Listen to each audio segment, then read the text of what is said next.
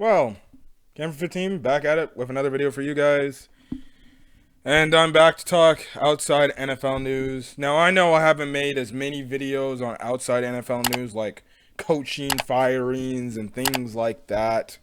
But it is what it is. Yeah, we made mentions on, recaps for with my Uncle Daryl and everything. But overall, this is kind of like my new, for first video of this year in terms of outside NFL news that is not named the Chicago Bears. Um, but yeah, we got some coaching hires and things like that. Coaching hires. In terms of one head coach, two offensive coordinators that I'm going to talk about in this video. So obviously the biggest news that came out today in terms of the coaching hires within the last few days, Frank Reich was named the head coach of the Carolina Panthers. Bill O'Brien is returning to New England to be the offensive coordinator, and the what's his face the Nathaniel Hackett's going to the Jets. He's to be their offensive coordinator too. Um, so let's break it down, each and every one of them. So I guess I'll start off with the one that happened probably the latest, which was the Bill O'Brien news. So if my boy Matt Swarmstead's watching this, I don't know if he likes this, but hey, at least they got an offensive guy that is actually going to be calling plays for the team. Which I guess if this is his next lead to potentially another head coaching gig, okay, but I don't think he was a good head coach anyways. But regardless of the fact, Bill O'Brien comes back to the Patriots after spending a few years at Alabama. So now Alabama-wise, they got to get themselves a new offensive coordinator. So yeah, he's going back there now. This time he's gonna be working with Mac Jones. I don't think he worked with Mac Jones when Mac Jones was at Alabama. I think he's only worked with Bryce Young. But I think this is a solid move for the Patriots. Again, we'll have to see what the offense does for the Patriots with Bill O'Brien calling it. Because if I'm being honest, the Patriots, they don't look like they got a lot of dudes on that team. Their offensive line, it looks like it's decent enough. I don't watch a lot of Patriots game. And then also, too, the running backs, I think they got a solid running backs. The wide receiver is a problem. I think they got some pretty good tight ends in Hunter Henry and Jonnu Smith. But wide receiver wise, Myers Leonard, he's a free agent. They don't really have anybody else. Devontae Parker, yeah, he's okay. He's fine. But I don't think he's like a legit number one dude. I think if the Patriots want to go the distance, they really have to build around Mac Jones. They really got to get this guy some help out there on the sticks in terms of the wide receivers, because I'm sorry, signing these chump change wide receivers that are in reality in an offense number twos and threes, that ain't gonna do anything. Like, I'm a Bears fan, bro. We had a bunch of number twos and number threes with Justin Fields, and just looked what Justin Fields could do in the passing game with a bunch of twos and threes. Not really nothing. So yeah, I do think Bill O'Brien will make the Patriots offense a lot better based on the personnel and the talent they will have going into next year. It can't get no worse than what Matt Patricia was doing, right? Can't get no worse.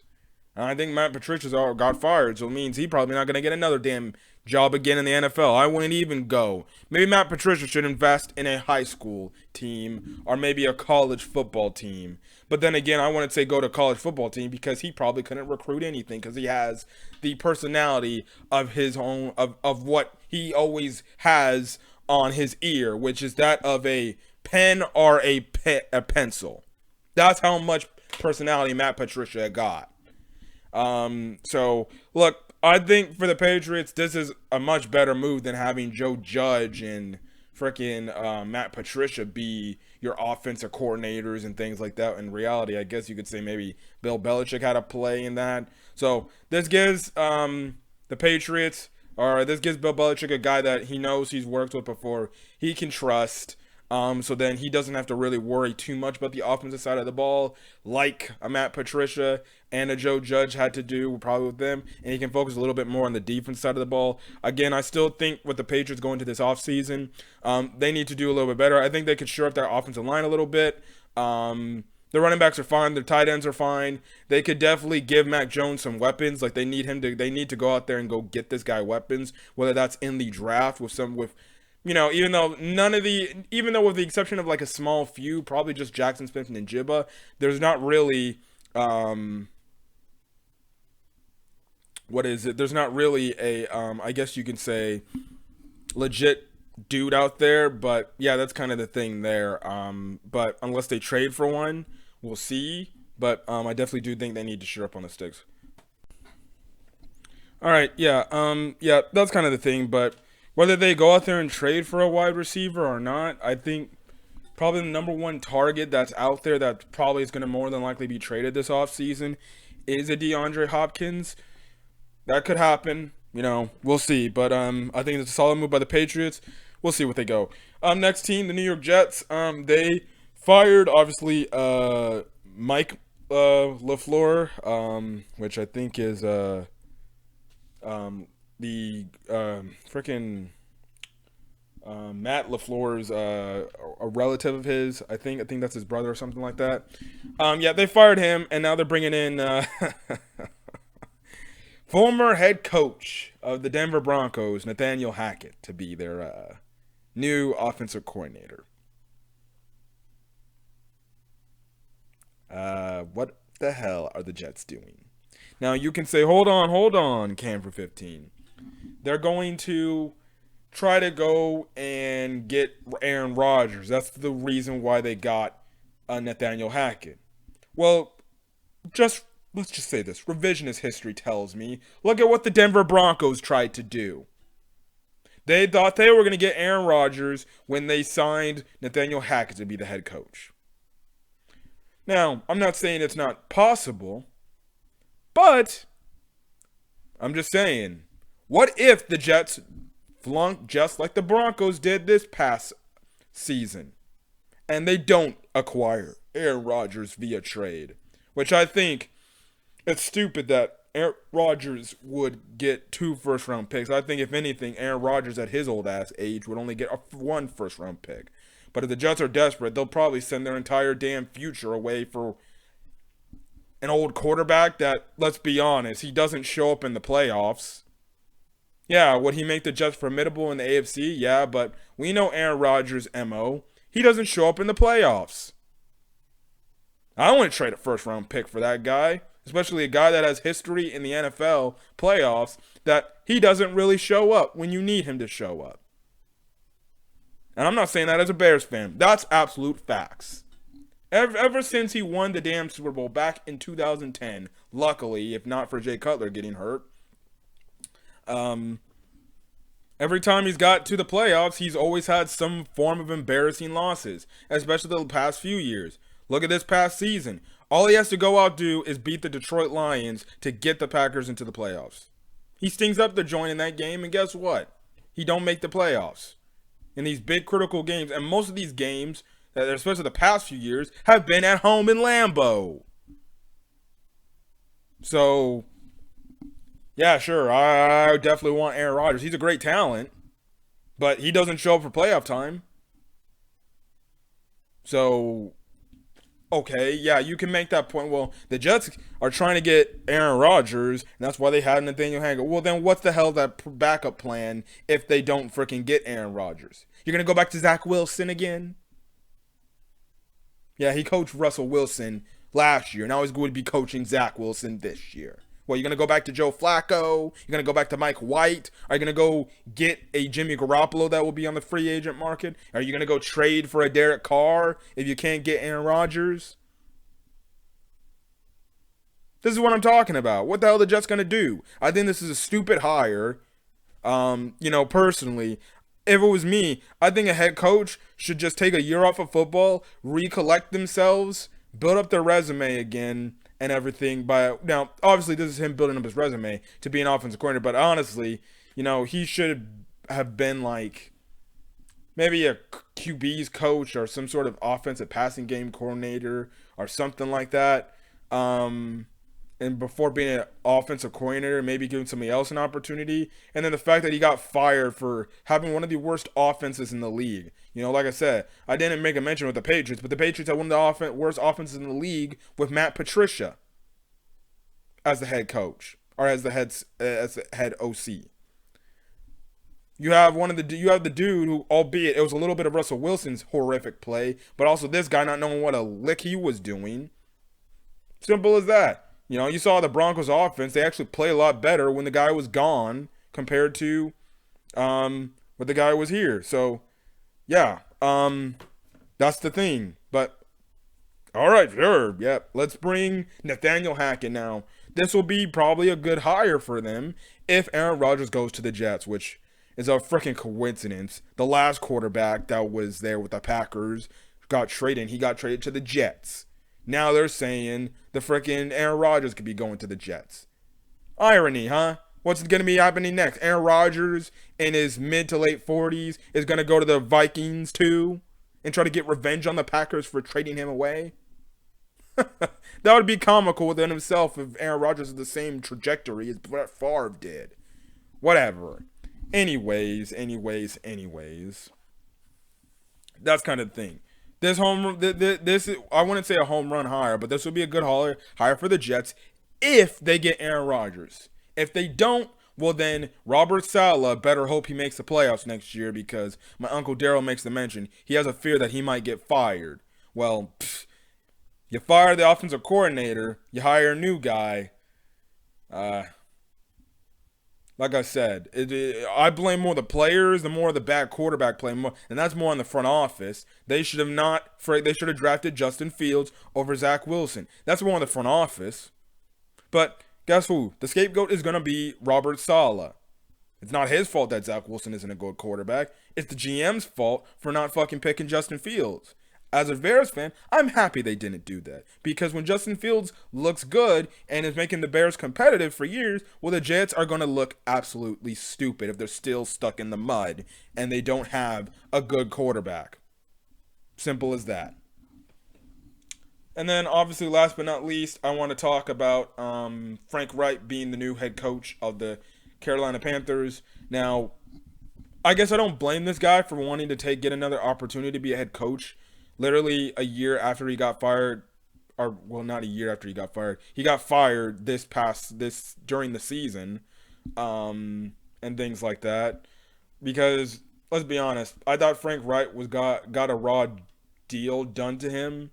You know, outside of that 1 year when he had Phillip Rivers, he didn't really do freaking good. You know, he had Carson Wentz as his quarterback, which we all know what Carson Wentz is now. He's absolutely garbage. And I think the Commanders are actually considering cutting Carson Wentz, which means Carson Wentz is either a career backup now, or he is a quarterback that is out of the league now. Carson Wentz, yeah. And then you then guess what? They go for another old aging quarterback in Matt Ryan. And then you have a quarterback like whole switch up and everything. Hold on a quick second. Okay, yeah. As I was saying, as I was saying, my freaking goodness. He did hit a raw deal, and then there was a quarterback switch up thing, and then it was a it was a freaking carousel of quarterbacks. The Colts were arguably one of the worst teams in the league because they strictly just don't have a quarterback. I thought the Colts had a solid enough defense. Their offense is somewhat solid. The problem is they have no quarterback that can freaking take them over the top. And if they did, they'd maybe have been a more competitive in the AFC South. That's kind of the thing. And then he gets fired mid-season for the transgressions of the owner and the GM, Jim Irsay and Chris Ballard. He gets fired as if he's the problem. But just like I said with make a mention with Robert Saleh, can you really blame the head coach when guess what? You don't have a quarterback? Which again, it's the same thing. It's I understand the defense can be, well, they got to coach the quarterback up. They got to make sure he's playing up to standards. Well, at the same time, you can't really blame the head coach if a quarterback sucks. So he got a raw deal in Indianapolis. And mind you, he thought he was gonna get frickin' Andrew Luck. Nope. So this whole thing has been tracing back um, to the whole Andrew Luck situation with him. So he got a raw deal in Indianapolis. Now he goes to Carolina, which funny enough, I saw that. I guess when the Panthers, they started being an NFL franchise, he was the starting quarterback for that franchise. So kind of like a full circle thing for him to be a player for the team and be the starting quarterback for some time, because I think I saw like he only started for the Panthers like for 3 games and then they benched him or something like that back in like 1995. And then next thing you know, boom, he's now the head coach of the Panthers. Now, you can make the case, and I can see why maybe some Panther fans would be like, well, why are you hiring this guy when you could just hire Steve Wilkes? He did a solid job. Now, I don't know why the Panthers just didn't stick with Steve Wilkes. After what happened with Matt Rule, he got the team under control, and it's kind of like what Rick Bisaccia did.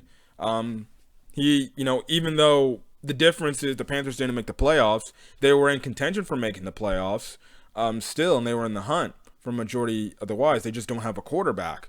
But even then, through that freaking mess that was, Steve Wilkes had the team playing hard, wanting to go try to make a playoff appearance. Now, we'll see. Hopefully, this isn't like what the Raiders are doing now, where they pass on Rick Bisaccia, which they should have just kept Rick Bisaccia as the head coach, not Josh McDaniels, because they look like a mess over there in Las Vegas.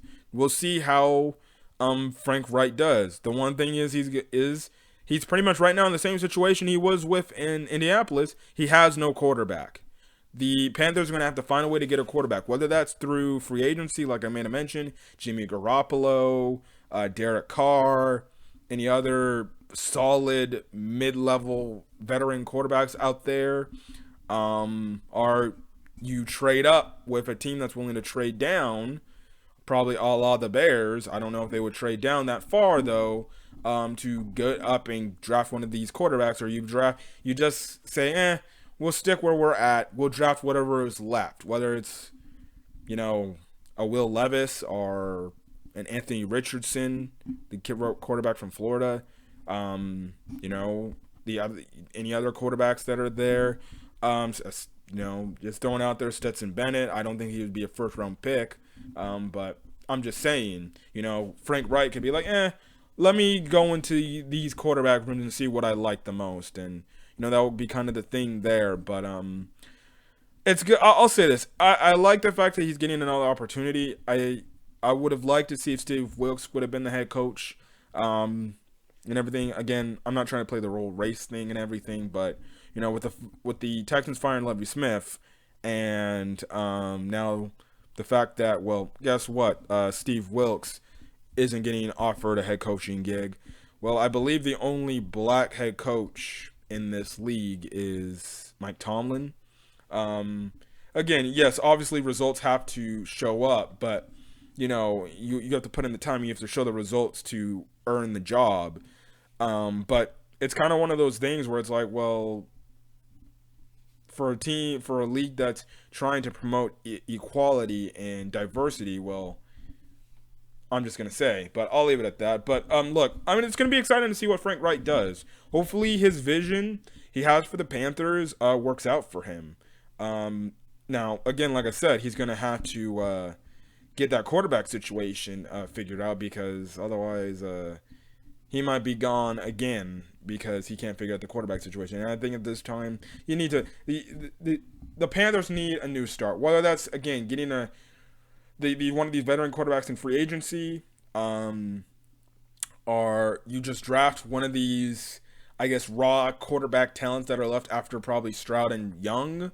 We'll see. We'll see. They do have solid weapons right then and there, but it's kind of going to be a thing of what's going to be happening in Carolina.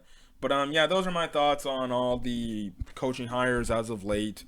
Again, I think they're all right, but we'll see over time how they do. But that is what it is. But if you guys like the video, leave a like.